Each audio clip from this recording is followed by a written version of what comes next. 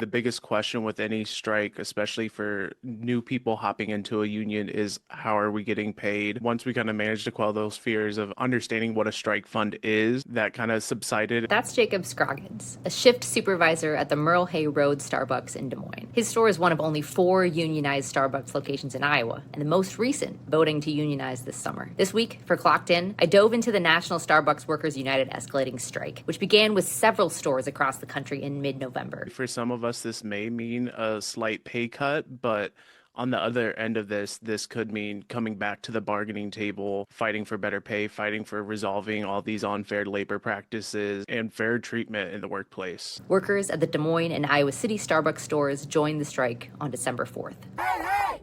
Ho, ho! Union busting's got to go!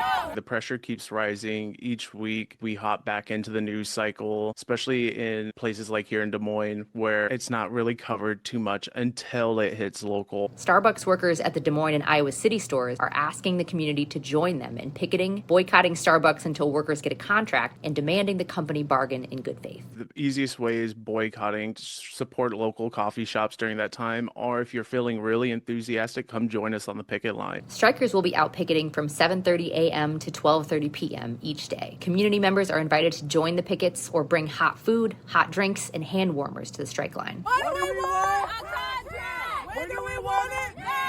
Talk to our baristas. Many of us have multiple stories at this point, between having to call out our boss for docking people's hours for using their protected sick time, resolve all unfair labor practices, and for Starbucks to meet us back at the bargaining table. We were the one that set up that bargaining table over a year ago at Starbucks Workers United, and since negotiations fell off last year, there's been no sign from corporate that they have been wanting to come back to it. A lot of the things we're fighting for can sometimes feel so like we're asking for too much, but in the reality and grand scheme of Starbucks is one of the largest corporations in the S&P 500 stock-wise. It wouldn't take much. It would be a drop in the bucket for Starbucks to meet all of our demands. Share your thoughts and make sure to subscribe to our newsletter and follow Iowa Starting Line for more news for workers.